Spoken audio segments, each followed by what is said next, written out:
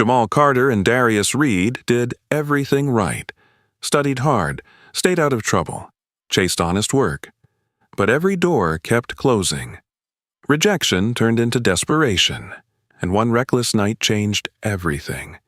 A small phone store, masked faces, a plan to survive. And hours later, they were caught. In court, they weren't seen as two young men who had struggled, only as what people expected them to be. The sentence was heavy, the judgment even heavier. Then, one article revealed the truth behind their lives, and the question spread: were they criminals or pushed there? Before we begin, tell us in the comments, where are you watching from today? And if you believe some heroes are willing to look guilty to save the innocent, this story is for you. A cold wind moved through the narrow streets of Detroit, carrying the faint smell of rain and engine oil. Gray clouds hung low over rows of aging brick houses, their windows dim, their paint peeling. It was early morning, the kind that felt heavy before the day had even begun.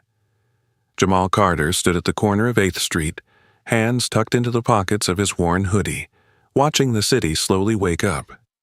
Jamal was 18, tall and lean, with a quiet strength in the way he carried himself.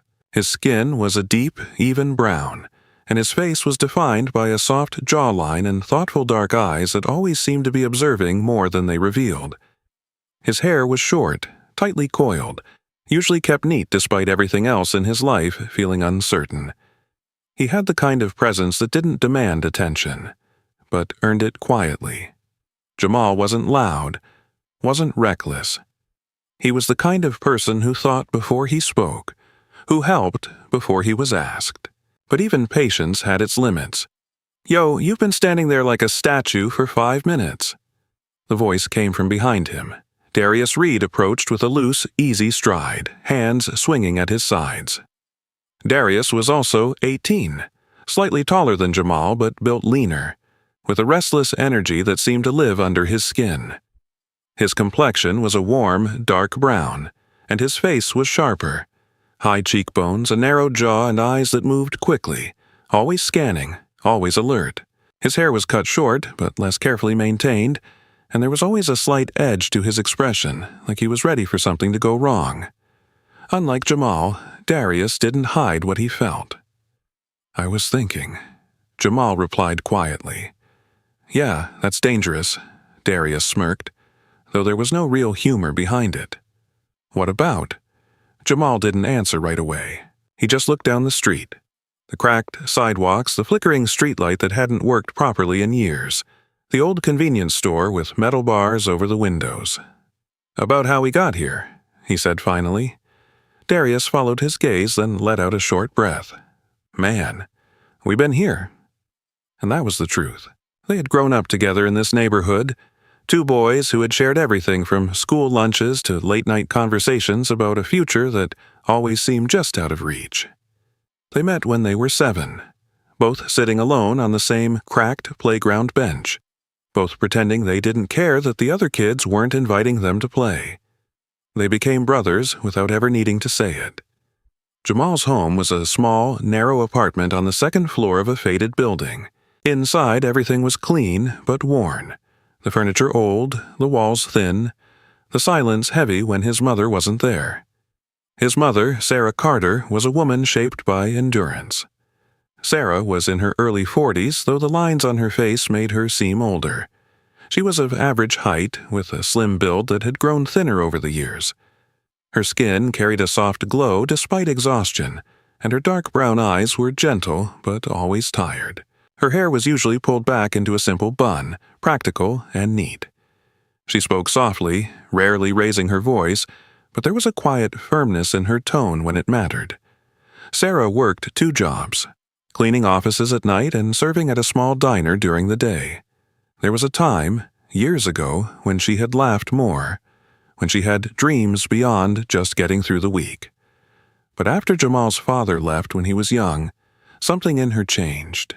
Not broken, but hardened, focused. Everything she did for Jamal. "I'm fine, Mom," Jamal would always say, and she would always nod, even when she knew he wasn't. Across the block lived Darius. His home felt different, not quieter, but heavier. His father, Marcus Reed, had once been a skilled mechanic. In his 40s, Marcus was a broad-shouldered man with strong hands and a presence that filled a room without effort. His skin was deep brown, his hair closely cropped with early streaks of gray at the temples. His eyes, once sharp and confident, now carried a constant weight. When the factory closed down 3 years ago, Marcus lost more than his job. He lost direction. He still worked occasionally, fixing cars in a neighbor's garage, taking whatever he could, but it was never steady. The frustration built slowly, like pressure with nowhere to go. Darius had seen it, felt it, and it changed him, where Jamal became quieter, more patient. Darius became sharper, quicker to react, less willing to wait for things that might never come. "Yo, Lena's gonna be late if we don't move," Darius said, glancing at his phone. As if on cue, a voice called out from down the street. "Or maybe you're the ones who are early for once." Lena Brooks jogged toward them, slightly out of breath but smiling. Lena was 18, like them, with a slim build and an easy, confident posture.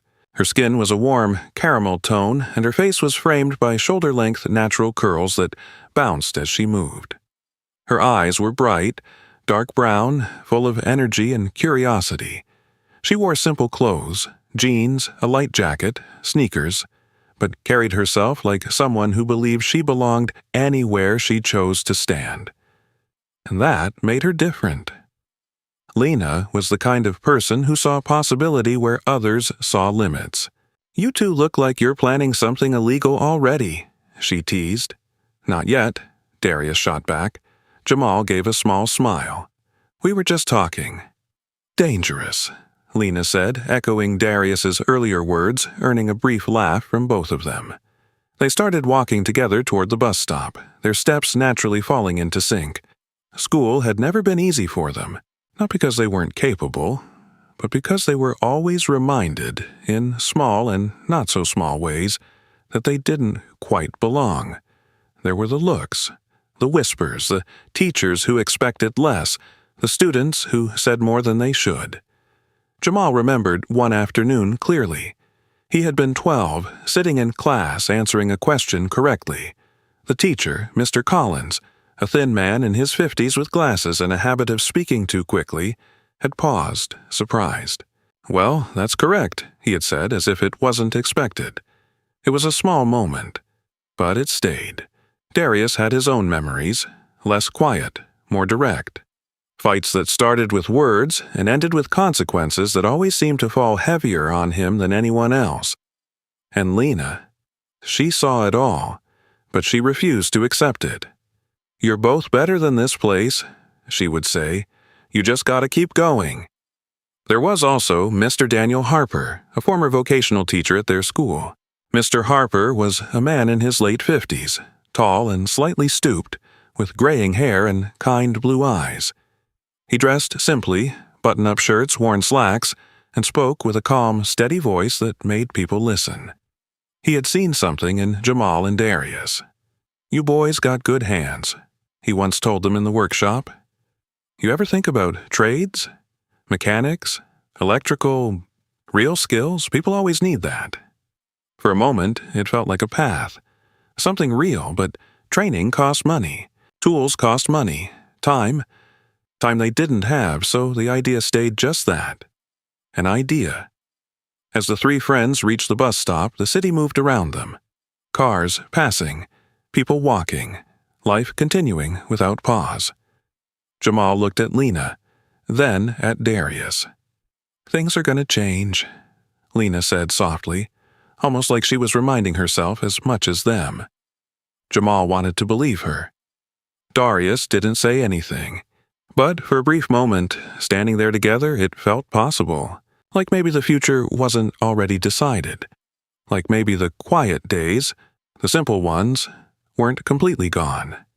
They just didn't know yet how far they were from the moment everything would begin to fall apart. The summer heat settled over Detroit like a weight that refused to lift. The air felt thicker now than it had in the spring, heavier with dust, car exhaust, and something harder to name. Something like disappointment. Graduation had come and gone without celebration. No parties, no long speeches about bright futures. Just a quiet understanding that the next step would not be easy. Jamal Carter stood in front of a glass door with a printed sign that read, "Now hiring." His reflection stared back at him. Clean shirt, neatly combed hair, shoulders straight. He had prepared for this. He always did. Inside, the office smelled faintly of coffee and paper. A woman behind the desk barely looked up when he entered. "Application?" she asked, her tone flat, routine. Jamal handed it over with both hands, polite, careful. "Yes, ma'am." The woman, her name tag read Caroline White, was in her mid-30s, pale skin, sharp features and hair pulled tightly into a bun. Her posture was rigid, her expression neutral in a way that felt practiced rather than natural. She scanned the paper quickly, her eyes pausing briefly at his name. "We'll call you," she said, already reaching for the next file before he could respond. Jamal nodded. "Thank you." He stepped outside, the sun hitting his face immediately. He didn't sigh, didn't complain. He just walked. Across the street, Darius leaned against a street pole, arms crossed. "Well?" he asked. Jamal shook his head slightly. "Same answer." Darius let out a short laugh, but there was no humor in it. Man, they got that line memorized. It had been 2 weeks. 2 weeks of walking into buildings, filling out forms, shaking hands that never tightened, hearing the same polite dismissal over and over again. Grocery stores, warehouses, small offices, even fast food places. Some didn't even bother with the "we'll call you." Some just said no. Others didn't say anything at all. You'd think at least one of them would mess up and actually hire us. Darius muttered. Jamal glanced at him. "We just have to keep trying." Darius looked away. "Yeah, keep trying." But something in his voice had changed. Later that afternoon, they sat on the worn steps outside Jamal's apartment building, the concrete warm beneath them. Sarah Carter stepped out, tying her apron as she prepared to leave for her second job. Her movements were quick, efficient, but there was a slight stiffness in her shoulders now, a quiet sign of fatigue that had grown over the years. "You boys eat?" she asked. Jamal nodded. "Yeah, we're good." She looked at him for a moment as if trying to read something beneath the surface. Then she smiled. Soft, reassuring, even if it didn't quite reach her eyes. "You keep going, all right?" she said. "Something will come." Jamal nodded again. Darius watched her walk away down the street, her figure getting smaller with each step. "She says that like it's guaranteed," he said quietly. Jamal didn't respond. Across town, Marcus Reed stood in a cluttered garage, wiping grease from his hands with a rag that had long since lost its original color. The garage belonged to an old friend, a place where Marcus could still work when there was something to fix. Marcus was bent slightly forward now when he worked, his posture no longer as strong as it once was. His hands, still skilled, moved slower. The years had taken something from him, not just physically, but mentally. "You got that part?" a voice called out. The voice belonged to Eddie Lawson, the owner of the garage. Eddie was in his late 50s, stocky, with a thick gray mustache and a loud, rough voice that carried across the room. He wasn't unkind, but he was practical. Business came first. Marcus shook his head. "Customer didn't bring it." Eddie grunted. "Then we don't get paid." Marcus nodded slowly. He understood that better than anyone. That night, Jamal sat at the small kitchen table, filling out another application online. The glow from the screen lit his face in the otherwise dim room. Across from him, Lena Brooks leaned forward, reading over his shoulder. "You should apply to this one," she said, pointing. "They're hiring assistants. Entry level." Jamal glanced at it. "Already did." Lena paused. "Okay, this one?" "Did that too." She leaned back, crossing her arms. "That's ridiculous." Lena had changed slightly since graduation. Not in who she was, but in how she expressed it. She had started writing more seriously now. Not just notes or school assignments, but real posts online. Stories about people, about what she saw every day. Her blog didn't have many readers yet, but it was growing. "They're not even giving you a chance," she said, frustration slipping into her voice. Jamal shrugged lightly. "It's just how it is." "No," Lena said firmly, "it's how people let it be." Darius, who had been leaning against the wall, spoke up. "You gonna write about it?" Lena looked at him. "Maybe I will." "Good," Darius said. "Maybe somebody'll actually listen to you." The next morning, Jamal got a call. It was brief. Unexpected. "Hi, this is Mark Henderson from Westfield Supply. We reviewed your application and would like to invite you for an interview." Jamal sat up straighter. "Yes, sir, thank you." Mark Henderson turned out to be a man in his early 40s, clean-cut with a confident smile and a firm handshake. He wore a crisp white shirt and spoke in a smooth, professional tone. The interview went well. Too well. Jamal answered every question carefully, clearly. He spoke about responsibility, about learning quickly, about wanting to work hard. Mark nodded, impressed. "This is exactly the kind of attitude we're looking for," he said. For the first time in weeks, something shifted. Hope. "I'll be in touch," Mark added as Jamal stood to leave. Jamal walked out of the building with a feeling he hadn't had in a long time. He allowed himself to believe. But the call never came. Days passed. Then a short email arrived. "We regret to inform you." No explanation, no reason, just another closed door. Jamal stared at the screen for a long time before quietly closing it. Across the street, Darius kicked a loose piece of gravel down the sidewalk. "Man, forget this," he said. "We're wasting time." Jamal didn't argue, because a part of him, quiet, buried deep, was starting to agree. Eventually, they found work, if it could be called that. A small electronics shop on the edge of downtown, squeezed between a laundromat and a pawn shop. The sign above the door flickered slightly, the letters half lit. Inside, the air was stale. The owner, Mr. Victor Klein, stood behind the counter watching them with narrow eyes. Victor Klein was a thin man in his late 50s with pale skin and thinning gray hair combed carefully over his scalp.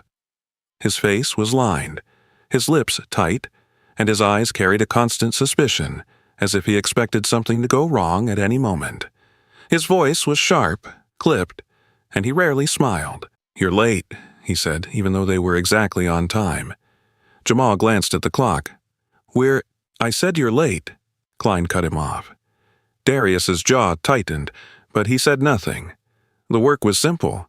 Stocking shelves, cleaning moving boxes, but nothing was ever right. "You missed a spot." "That's not how I told you to do it. Who moved this?" Every mistake, real or imagined, somehow led back to them. One afternoon, a shipment arrived missing a few items. Klein didn't hesitate. "You two were in the back, weren't you?" Jamal blinked. "Yes, but we didn't." "Then explain it?" Darius stepped forward slightly. "We didn't take anything." Klein stared at him for a moment, then scoffed. "Just do your job." No apology, no acknowledgement, just suspicion. There was also Mr. Henry Collins, an older employee who worked quietly in the corner of the shop. Henry was in his 60s with a slight stoop and thin gray hair that framed a tired but kind face. His skin was dark, weathered by years of labor, and his hands moved slowly but carefully. He didn't speak much, but when he did, his voice was low and steady. One evening, as Jamal stacked boxes, Henry approached him. "You're a good kid," he said softly. Jamal paused. "I'm just working." Henry nodded. "That's the problem." Jamal looked at him, confused. Henry glanced toward the front counter, where Klein stood. "This place, it doesn't change things for people like us," he said quietly. "It just keeps them the same." Jamal didn't know what to say. Henry gave a small, almost sad smile. "You should think about leaving before it does more than that." Across the store, Darius overheard just enough to understand, and for the first time, the idea of staying started to feel heavier than leaving. The nights in Detroit felt different now. The heat of the day faded into a restless kind of silence, broken only by distant sirens and the occasional rumble of cars passing through streets that never truly slept. The city didn't slow down, it just grew quieter, in a way that made every thought louder. Jamal Carter sat on the edge of his bed, elbows resting on his knees, staring at the floor. The small room was dim, lit only by a flickering lamp in the corner. A stack of unopened bills sat on the table beside him, their presence impossible to ignore. From the other room, he could hear his mother moving slowly, the soft clink of dishes as Sarah Carter finished what little she could manage before heading out again. Her footsteps were heavier now. Her energy stretched thin between jobs and responsibilities that never seemed to lessen. Jamal ran a hand over his face. He had done everything right, and it still wasn't enough. Across town, Darius Reed walked alone down a narrow street, his hands shoved deep into his pockets, his steps faster than usual. The frustration that had been building inside him for weeks, months, had finally started to spill over. He kicked an empty can hard enough to send it clattering across the pavement. "This ain't working," he muttered under his breath. His phone buzzed. A message from Jamal. "You good?" Darius stared at it for a second, then typed back, "Come outside." Minutes later, they met at their usual spot, the same corner of 8th Street where they had stood countless times before, talking about everything and nothing. Tonight felt different. Darius leaned against the pole, his jaw tight. Jamal stood across from him, quieter than usual, but his eyes carried something heavier. "We can't keep doing this," Darius said. Jamal didn't pretend to misunderstand. "Doing what?" "This," Darius gestured vaguely. "Trying, waiting, getting nowhere." Jamal exhaled slowly. "We just need time." Darius shook his head immediately. "Time ain't paying bills, man." There was a pause, the kind that stretched longer than it should. "I saw something," Darius said finally, his voice lower now. Jamal looked up. "What?" "A shop. Phone store, small place not far from downtown." Darius's eyes flicked toward him, gauging his reaction. "Security's weak. Cameras only cover the front, back door's old." Jamal didn't respond right away, because he understood exactly what Darius was saying. "No," Jamal said quietly. Darius didn't argue immediately.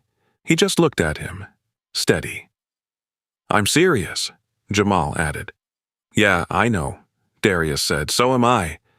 Jamal stood up straighter. "That's not us." Darius let out a breath, running a hand through his hair. "Then what is us, Jamal? 'Cause whatever we've been doing, that ain't working." Jamal looked away toward the empty street. Darius stepped closer. "I'm not saying we turn into something else, I'm saying we do what we gotta do. One time, that's it." "One time," Jamal repeated almost to himself. "Just enough to get ahead," Darius said. "Pay off some stuff. Get a real start." Jamal didn't answer, but he didn't walk away either. That night stretched longer than any before it. Later, they found themselves sitting on the steps outside Jamal's building again, the same place where things had once felt simpler. "You remember when we said we'd never end up like this?" Jamal said quietly. Darius nodded. "Yeah. And now look at us." Darius didn't deny it. "Yeah."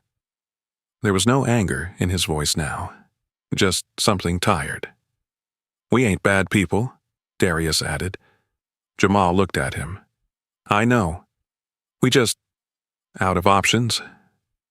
Jamal wanted to argue, but the words didn't come, because somewhere deep down, a part of him understood exactly how they got here.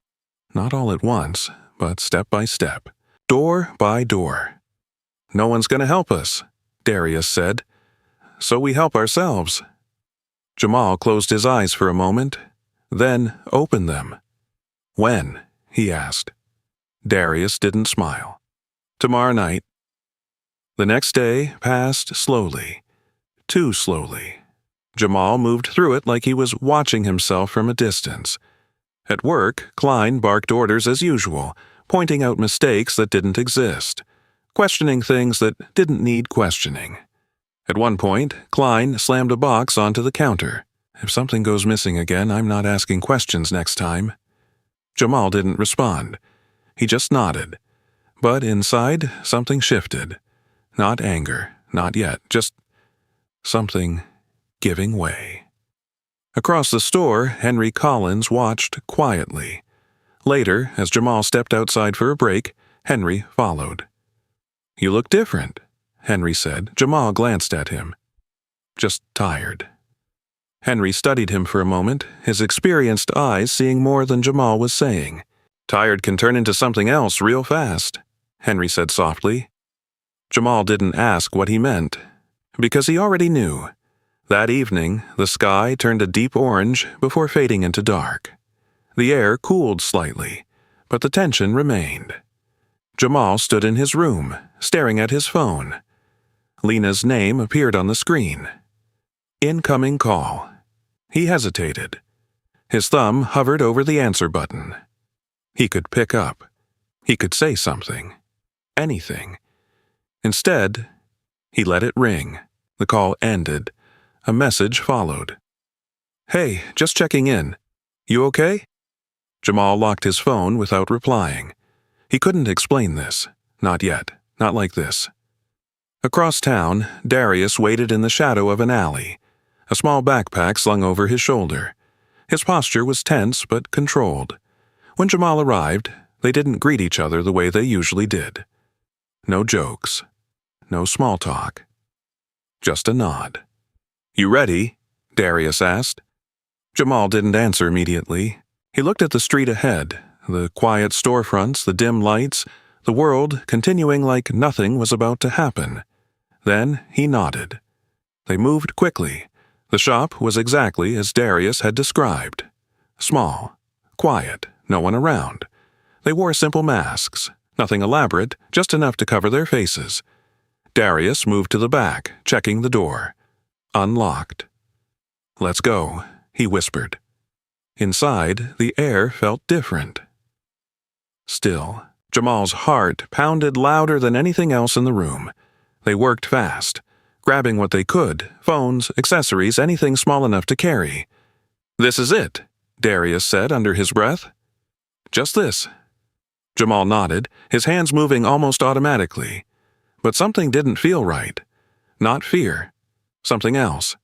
Like a line had been crossed. "We should go," Jamal said. "Almost done," Darius replied. Seconds stretched. Then, a faint sound. Somewhere outside. Both of them froze. "Did you hear that?" Jamal whispered. Darius listened, then shook his head. "We're good. Hurry!" They moved faster. The bag filled. Jamal's chest tightened. "Darius?" "We're leaving," Darius said. They slipped out the back door, disappearing into the shadows just as quietly as they had entered. No alarms, no voices, nothing. Just silence. A silence that felt too easy. They didn't run at first, just walked, fast, controlled, like nothing had happened. Only when they turned the corner did Darius let out a breath. "We did it," he said. Jamal didn't respond. He looked back once. At the store. At the street.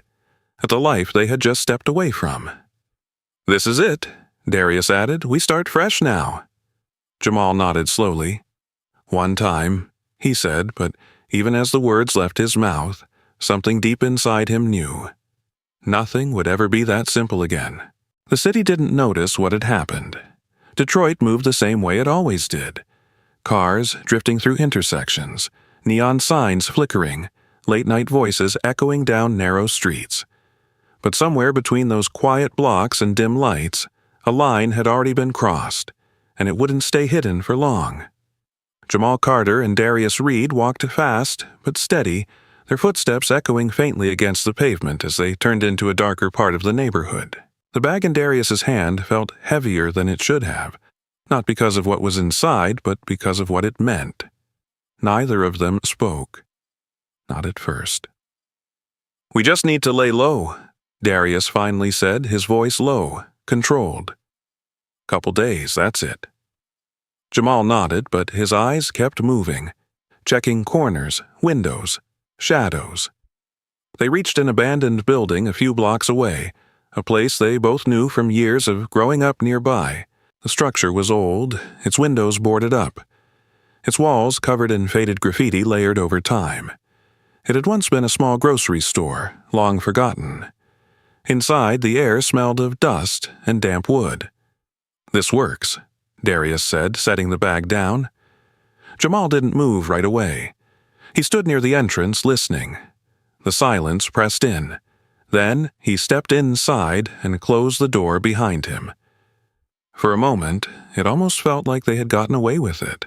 Across town, a man stood in the doorway of the small phone shop, his hands trembling slightly as he spoke into his phone. Victor Klein. Under the harsh light of the store, his usual controlled demeanor had cracked. His pale face was flushed, his thin lips tight with anger and disbelief. "They broke in," he said sharply into the phone. "Back door. Took everything they could carry." Klein wasn't just upset about the loss. He was insulted. He had always believed he was in control of his space, his business. This wasn't just theft. It was a violation. "And I want officers here now," he added, his voice rising. Within minutes, red and blue lights cut through the night outside. Officer Daniel Hayes stepped out of the patrol car, adjusting his vest as he approached the scene. Hayes was in his early 30s, tall and broad-shouldered, with closely cropped hair and a focused, no-nonsense expression. His movements were efficient, practiced. He wasn't new to this kind of call.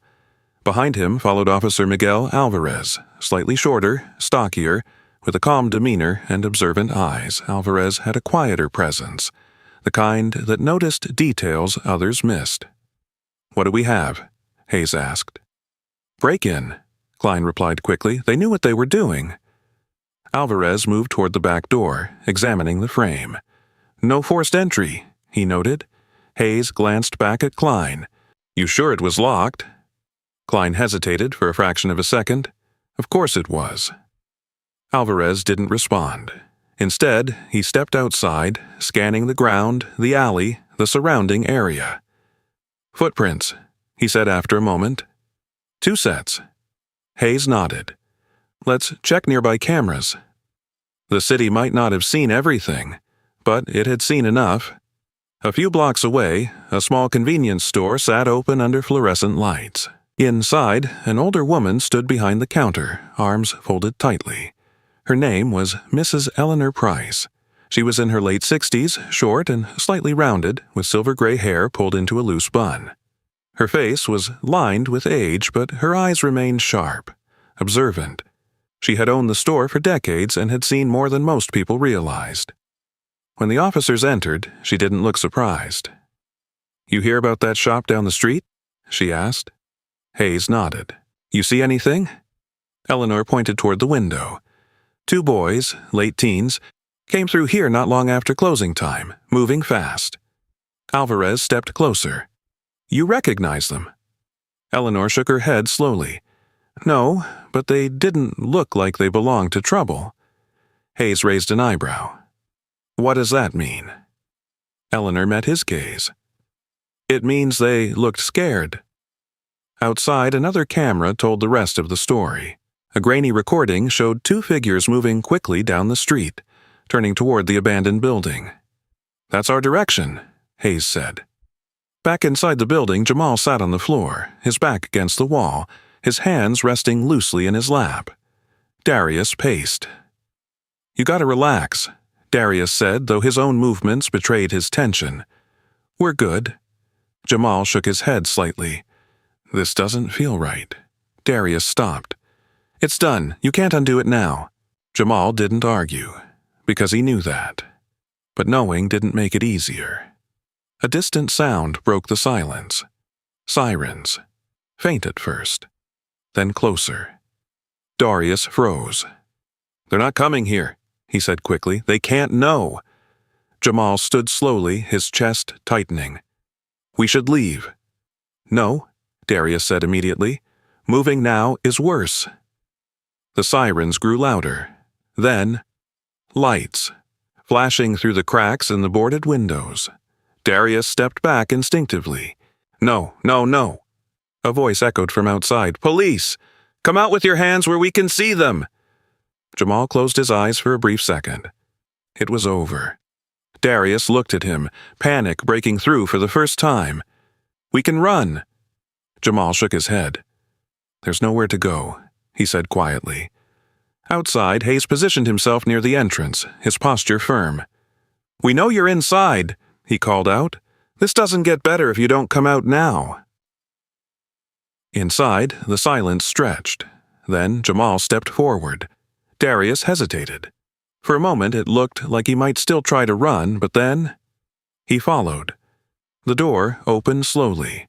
Both of them stepped out, hands raised. The flashing lights hit their faces, exposing everything they had tried to hide. The bag sat inside. The evidence was clear. Hayes moved forward, his expression unreadable as he secured them. "You're under arrest," he said. Darius looked down. Jamal said nothing.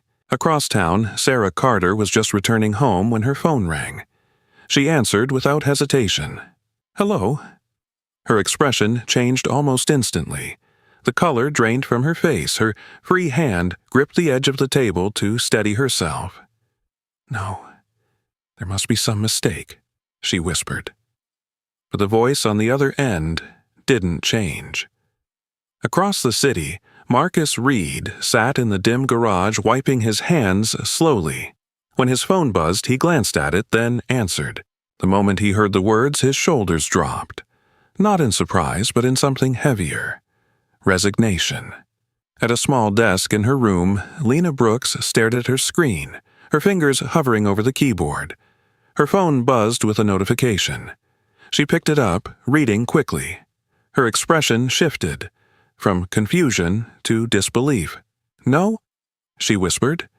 She stood up immediately, grabbing her jacket. Something didn't feel right, not just the news, the way it happened, the timing. The pieces didn't fit, and Lena had always been the kind of person who looked closer when things didn't make sense. Back at the scene, Jamal and Darius were placed into the back of the patrol car. The doors shut. The sound echoed louder than anything else that night. Neither of them spoke.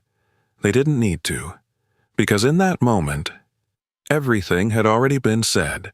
The morning of the trial arrived under a pale gray sky, the kind that made the city feel colder than it already was.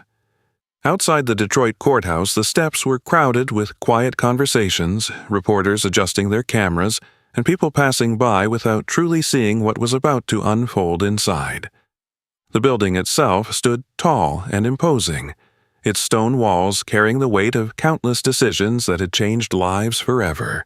Jamal Carter and Darius Reed were led in through a side entrance, their wrists secured, their movement slower than usual.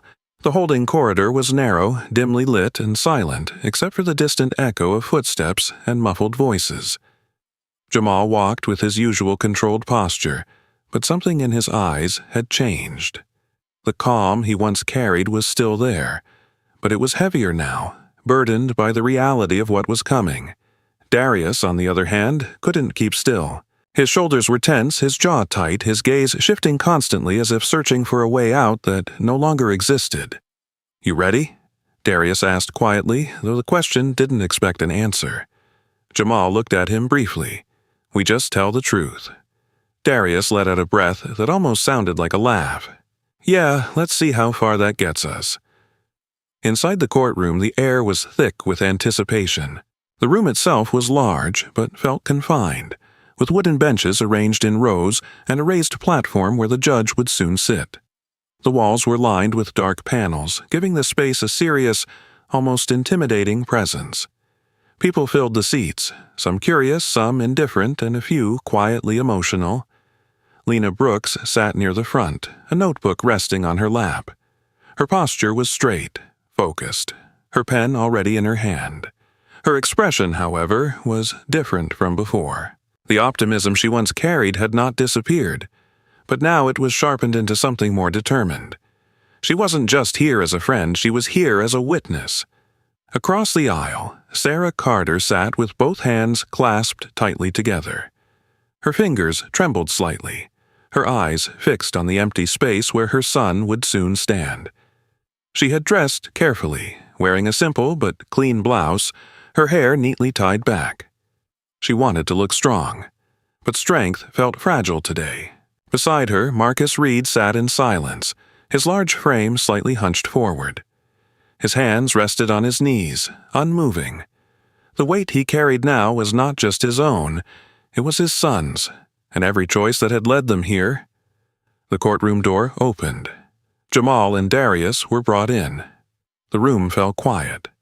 Some people stared. Others looked away. A few whispered. The judge entered moments later. Judge Robert Whitman. He was a man in his early 60s, tall, with a composed, dignified posture. His hair was silver gray, neatly combed, and his face carried the kind of calm authority that came from years of experience. His blue-gray eyes were steady, unreadable, and his expression remained neutral as he took his seat. There was no warmth in his demeanor, but there was no cruelty either. Only distance. "Be seated," he said. The trial began. The prosecution moved quickly, presenting the facts in a clear, structured way. The break-in, the stolen items, the evidence recovered at the scene, the footage from nearby cameras, the testimony of the shop owner. Victor Klein took the stand first. He spoke with controlled frustration, his thin voice carrying a sharp edge. "They knew what they were doing," he said. "This wasn't some mistake, this was planned." Jamal kept his eyes forward. Darius looked down. Next came Officer Hayes recounting the arrest with precision. His tone was professional, detached, as if the night had been just another case among many. Then Mrs. Eleanor Price was called. She spoke more slowly, her voice softer but steady. "They looked young," she said, "and scared." The prosecutor didn't linger on that, because it didn't change the facts. When it was time for the defense, the room seemed to hold its breath. Their attorney, Michael Turner, stood. Michael Turner was a man in his late 30s, average height with a slightly tired expression and a suit that had seen better days. His hair was dark, neatly combed, and his eyes carried a quiet determination. He wasn't the most imposing figure in the room, but he was present. "These are not hardened criminals," he began. "They are two young men who made a mistake under pressure." He spoke of their backgrounds, their families, their attempts to find work, the repeated rejections. He spoke of effort, of struggle, of context, but as he spoke, it became clear context was not what this room was focused on. The jury listened, but their expressions remained guarded. Some leaned back, arms crossed. Others avoided eye contact altogether. When Jamal was asked to speak, he stood slowly. His voice was calm, steady, though softer than usual. "I know what we did was wrong," he said. "I'm not trying to deny that. We didn't see another way." There was no excuse in his tone, only honesty. Darius spoke next, more direct. "We weren't trying to hurt anyone," he said. "We just needed a chance." But the words didn't seem to land, not the way they had hoped. In the back of the room, Lena's pen moved quickly across the page. She wasn't just writing what was being said. She was writing what wasn't being heard. As the trial moved toward its conclusion, the tension grew heavier. A few people in the audience exchanged glances. Quiet, uncertain. One older man shook his head slightly, as if something about this didn't sit right with him. A woman near the aisle wiped her eyes discreetly. But no one spoke. No one stood. Because sympathy, in that room, carried no weight. Judge Whitman looked over the courtroom, his expression unchanged. When he spoke, his voice was firm. "The court recognizes the circumstances presented," he said. "However, the actions taken were deliberate and unlawful." He paused, just briefly. As such, the sentence must reflect the seriousness of the offense. Sarah Carter's breath caught. Marcus Reed closed his eyes. Jamal stood still. Darius clenched his fists slightly. The sentence was delivered. Clear, final, heavy. The words echoed in the room long after they were spoken. Sarah broke first. A quiet sound escaped her, something between a sob and a breath that couldn't hold itself together anymore. Her hands covered her face as her shoulders shook. Marcus didn't move, but his silence spoke louder than anything else. Jamal lowered his head slightly. Darius looked straight ahead. Neither of them resisted. Because there was nothing left to resist. Lena stopped writing. For the first time since the trial began, her pen remained still. She looked at them. At Jamal. At Darius. Then at the room around her. And something inside her shifted. Not into anger, not yet, but into clarity. This wasn't just about what they had done, it was about everything that had led them here. And as the courtroom slowly emptied, as voices returned and footsteps echoed once more, Lena remained seated for a moment longer, watching, thinking, because she knew this story wasn't over. But for Jamal and Darius, it felt like the end. The city felt louder the day after the trial, not in sound, but in tension. Detroit carried on as it always did, but beneath the surface, something had shifted. The courthouse steps were empty now, the crowd gone, the voices faded. But for Lena Brooks, the silence that followed was heavier than the noise before it. She sat at her desk, her laptop open, the screen glowing in the dim light of her room. Papers were scattered around her, notes from the trial, scribbled observations, fragments of thoughts she hadn't yet shaped into words. Lena looked different now, not in appearance but in presence. Her posture was straighter, her movements more deliberate. The softness she once carried had sharpened into something focused, something driven. Her eyes, still warm, now held a quiet intensity. She wasn't just reacting anymore, she was deciding. They didn't hear them, she murmured to herself. Her fingers hovered over the keyboard. Then she began to type. The title came first. Are they criminals or victims of the system? She paused for a moment, reading it back. Then she kept going. She wrote about Jamal Carter, about the boy who had grown up helping his mother carry groceries up narrow apartment stairs, who studied late at night under dim light, who believed that effort would eventually be enough. She wrote about Darius Reed, about the son of a man who had once been proud of his work, who had watched that pride slowly fade when opportunity disappeared, who learned too early what it meant to feel left behind.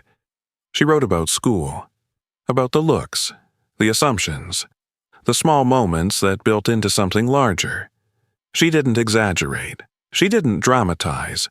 She simply told the truth.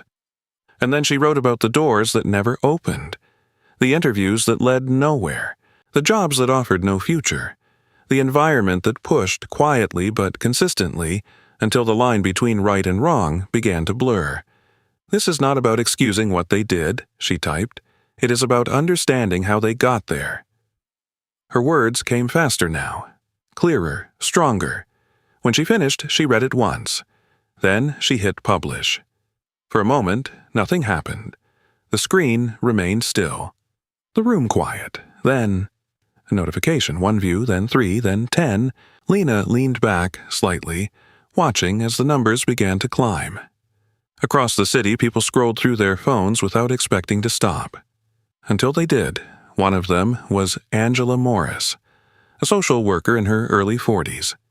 Angela was a woman of medium height with a composed posture and a calm, steady presence. Her skin was a rich brown, her hair styled in short natural curls, and her eyes carried a depth that came from years of listening to stories others overlooked. She sat in her office during a brief break, her lunch untouched beside her. She clicked the article and kept reading. By the time she reached the end, she didn't scroll away. She sat there, thinking.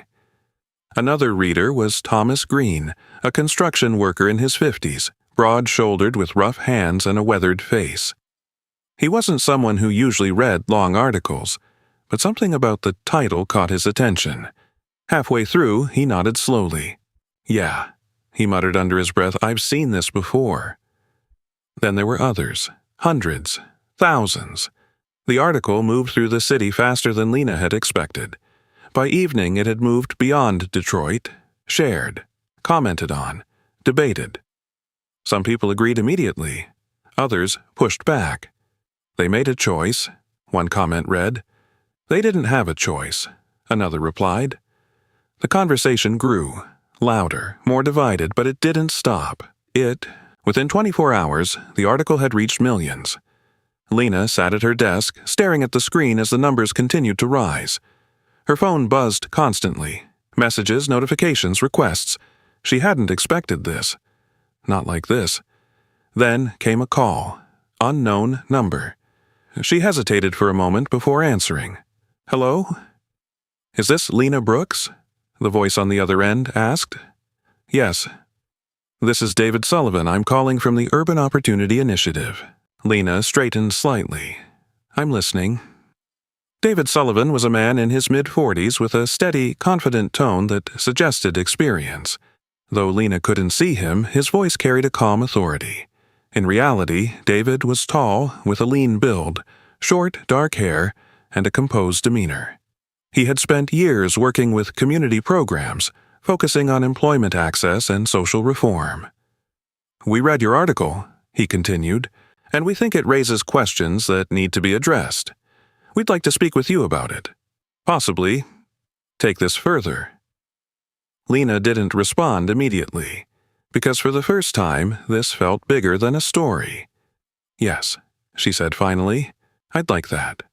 Across the city, in a quiet office lined with books and legal documents, Judge Robert Whitman sat alone at his desk. The courtroom was gone now, the formal robes set aside. He wore a simple shirt, sleeves rolled slightly at the wrists. In front of him, his computer screen displayed the same article.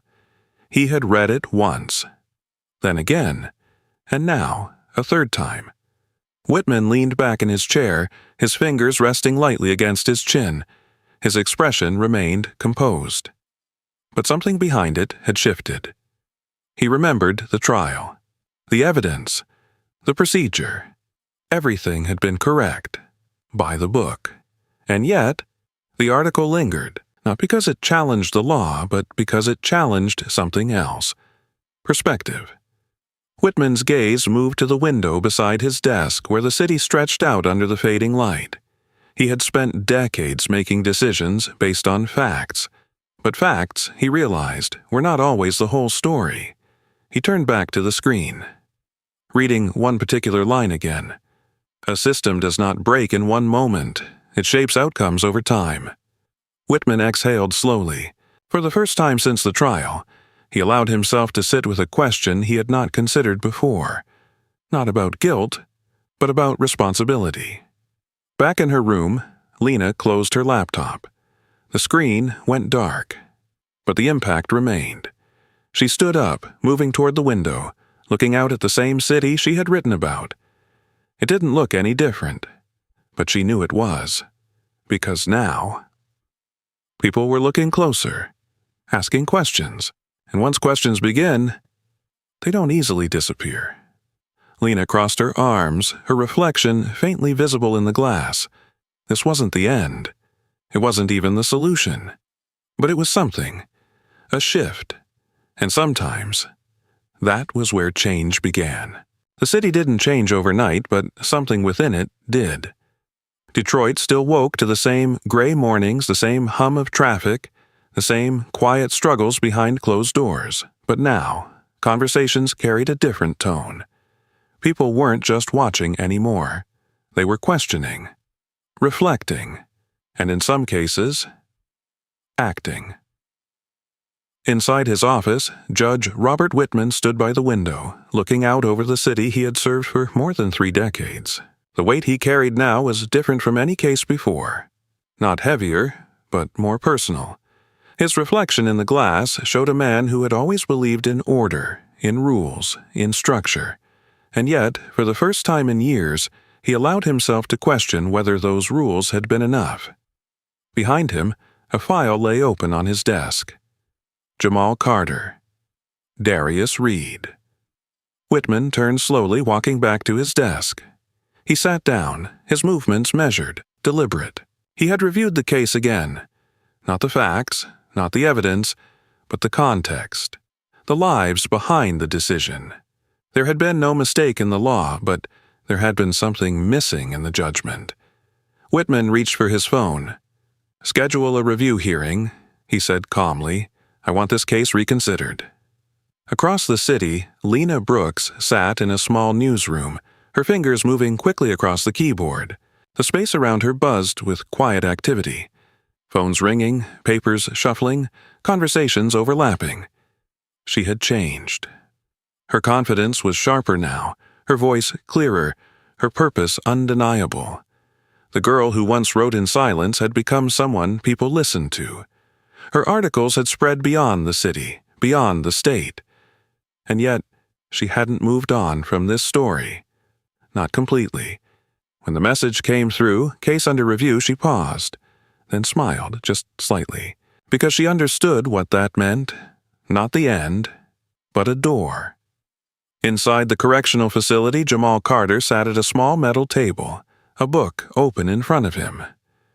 The room was quiet, structured, controlled. But even here, time felt different. He had adapted, not by changing who he was, but by holding on to it. His posture remained steady, his movements calm. The quiet strength that had always defined him had not disappeared. It had deepened. Across from him, Darius leaned back in his chair, arms crossed, though the edge that once defined him had softened. His energy was still there, but it no longer searched for conflict, it searched for direction. "You think anything's going to change?"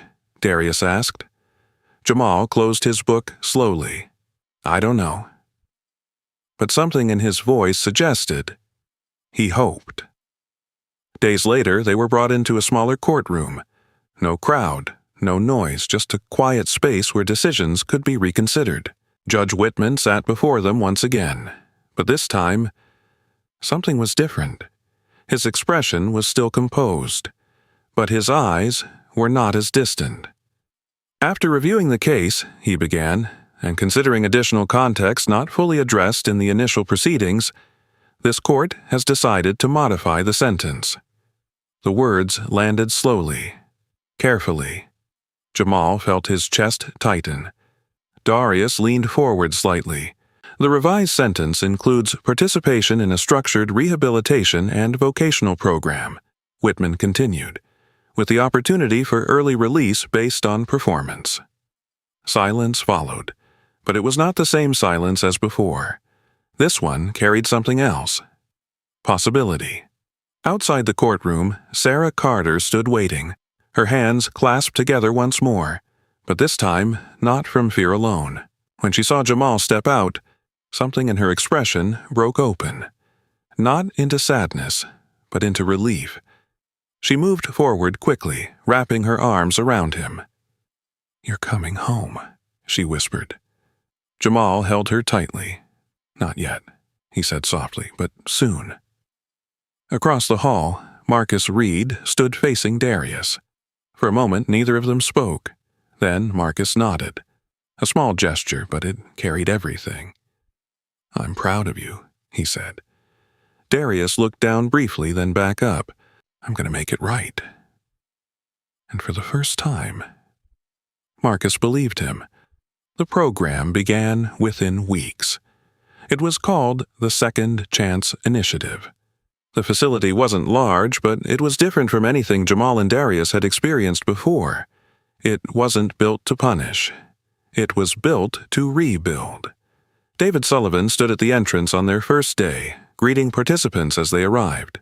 In person, he carried the same calm authority his voice had suggested, tall, composed, with a steady presence that made people feel seen.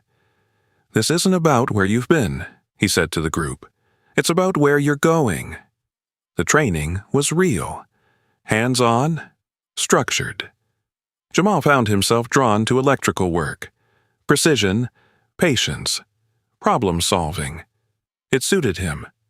Darius moved toward mechanical repair, Machines, engines, systems that could be taken apart and rebuilt. It suited him, too. They worked hard. Not because they had to, but because now it meant something. Months passed, then more. And slowly the future began to take shape. Jamal stood in a small workshop one afternoon, tools laid out neatly in front of him. His movements were confident now, skilled. He no longer hesitated. He built. He fixed. He understood. And when his first paycheck came, earned, steady, real, he didn't spend it on himself. He sent it home. Sarah Carter stood in the doorway of their apartment days later, holding the envelope in her hands. The same apartment, the same worn walls, but something had changed. Hope had returned. She used part of it to fix what had been broken for years. A leaking ceiling, a faulty light, small things that made a big difference. Across town, Darius stood in a garage, not unlike the one his father once worked in. But this time, it was different. He wasn't there looking for work. He was the one doing it. Marcus watched from the side, arms crossed, his expression unreadable at first. Then, a small smile. "You finally got it right," he said. Darius nodded. "Took me a minute." They worked side by side that day. Not as father and son defined by struggle, but as two men rebuilding something together. Months later, Jamal and Darius returned to a place they hadn't seen in a long time. Their old school. The halls looked the same, the walls unchanged, but they walked through them differently now. In a small classroom, a group of students sat quietly as Jamal stood at the front. "You're going to hear a lot of things about what you can't do," he said. "Don't let that be the only thing you listen to." Darius stood beside him. "And if you mess up," he added, "make sure it's not the end of your story." The students listened. Really listened. Because they weren't hearing a lecture. They were hearing the truth. Back in the city, the Second Chance initiative expanded. One center became two. Then more. Different neighborhoods. Different cities. The idea spread. Because it worked. And at the center of it all, a story that had once ended in silence. Now moved forward with purpose. Lena Brooks stood outside one of the new centers, her notebook in hand. She wasn't just reporting anymore. She was documenting change. Her name had grown, her voice recognized far beyond Detroit, but she hadn't forgotten where it started. She looked up at the sign. Second Chance Initiative. Then back at the people walking in. And for the first time since she began writing, she allowed herself to feel something close to completion. Not because the world was fixed, but because it had shifted. And sometimes, that was enough to begin again. This story reminds us of something simple but powerful. One mistake should never define an entire life. Every day in our own lives, we meet people without knowing their full story. A quiet person, a struggling worker, a young man standing at a corner might be carrying more than we can see. Before judging, we can choose to understand. Before turning away, we can choose to give a chance. Jamal and Darius were not born to fail. They were shaped by what they experienced, by doors that kept closing, by a system that did not always see them fairly. But when given a real opportunity, they proved that change is possible. This is not just their story. It is a reflection of what can happen when society offers guidance instead of rejection, and fairness instead of assumption. In our daily lives, the lesson is clear. Treat people with dignity. Speak with kindness. Support those who are trying, even if they stumble, because sometimes a second chance is all someone needs to become who they were always meant to be. At the same time, this story challenges us to look at the bigger picture. Systems are built by people and they can be improved by people. If something feels unfair, we should not ignore it. We should question it, talk about it, and be part of the change. If this story touched you, take a moment to share your thoughts. Where are you watching from today? And what part of this story stayed with you the most? Your voice matters, and your perspective could inspire someone else. Please share this story with others so its message can reach further. And if you want to hear more stories like this, Don't forget to subscribe to the channel and stay connected. May God bless you and your family with wisdom, strength, and compassion. If you believe in second chances and in treating others with fairness and kindness, write Amen in the comments.